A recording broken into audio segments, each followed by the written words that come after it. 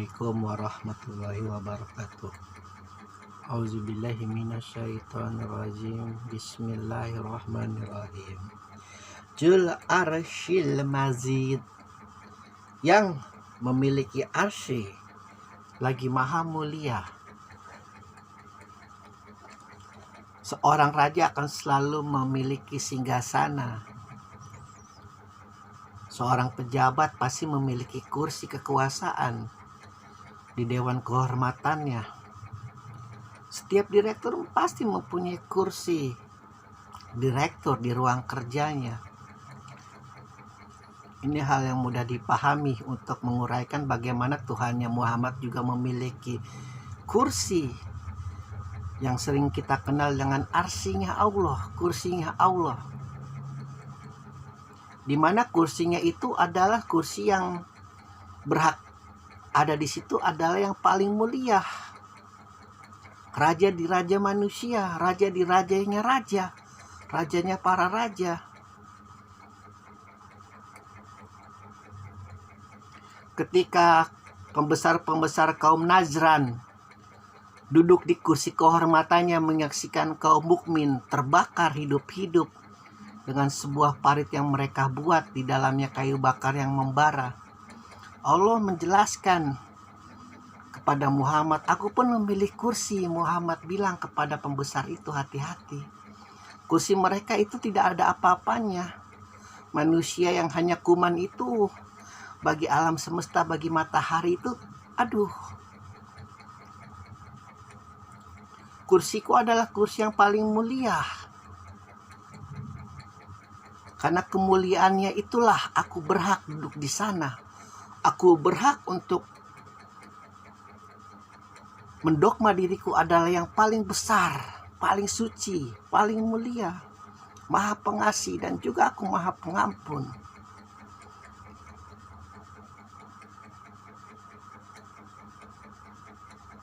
Manusia itu tidak pernah luput dari yang namanya dalam tindakan kehidupan sehari-hari itu duduk itu tidak pernah mungkin luput.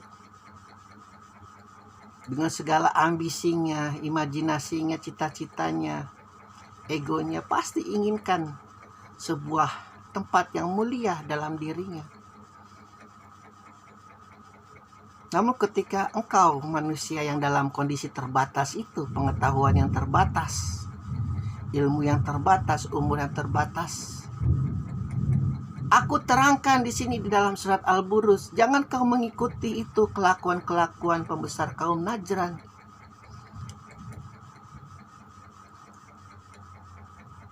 Murkaku itu sangat, Allah tegaskan lagi di dalam surat Al-Buruz, azabku itu sangat berat.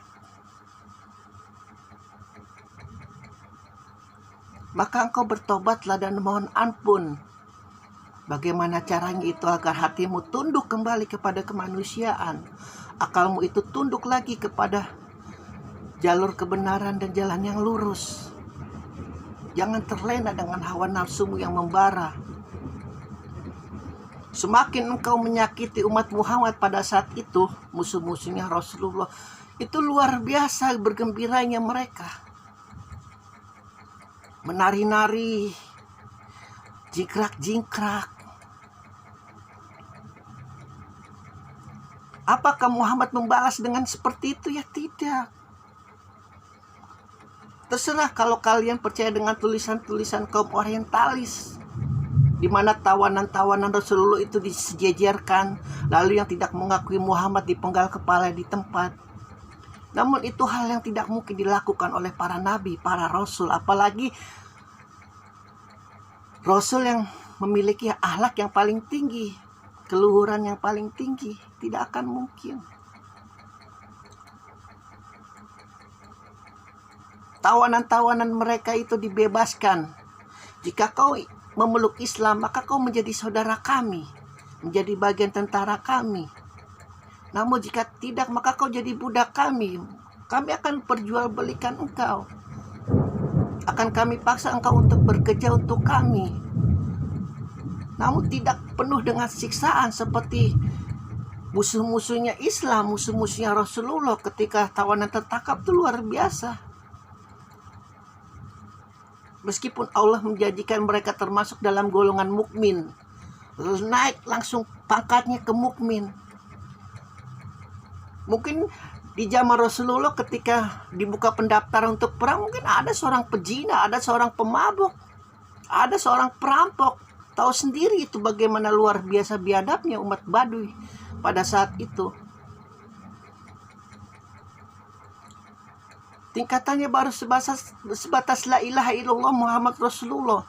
Peduli setan dengan cita-citanya itu, dengan Rasulullah menjanjikan harta rampasan perang dibagi rata, atau mungkin dijanjikan dengan menikahkan mereka dengan janda-janda yang gugur di medan perang. Wallahu alam.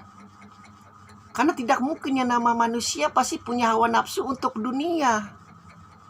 Namun ketika mereka menjadi tawanan para orang kafir dan dianiaya, maka tingkatannya dinaikkan langsung ke level mukmin.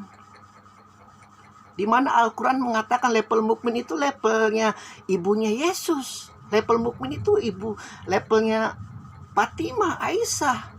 Levelnya istrinya budak sahayanya Fir'aun yang mengurusi Musa dari kecil sampai remaja. Levelnya istri para nabi, yang dimana level itu adalah selalu menjaga kesuciannya, kemurnian hatinya, akalnya. Bagaimana tidak suci, tidak disentuh sekalipun oleh lelaki, tapi Bunda Maria atau Siti Maryam itu bisa melahirkan seorang anak. Kan luar biasa suci artinya. Allah tegaskan kembali lagi, wahai manusia yang kau memiliki jabatan, engkau yang memiliki kekuasaan, engkau yang memiliki harta, engkau yang memiliki kekuatan fisik. Aku ini memiliki arsy, di mana akalmu itu tidak dapat menyentuh arsiku. Meskipun dikumpulkan itu tengkorak dari sejak zaman Nabi Adam sampai kiamat, tidak akan bisa menjangkau arsiku. Disitulah aku yang maha mulia duduk.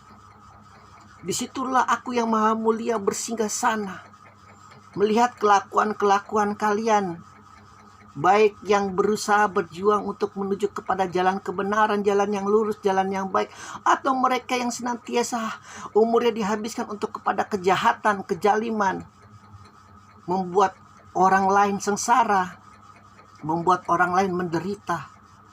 Di situ aku menyaksikan engkau, wahai pembesar kaum Najran, dengan bangganya engkau menyaksikan umat Rasulullah yang tidak memiliki kekuatan apa-apa, engkau bakar hidup-hidup. Beritahu mereka, Muhammad, surat ini kuturunkan untukmu. Engkau sama apesnya dengan Abu Lahab yang kuturunkan dalam satu surat yang nyata.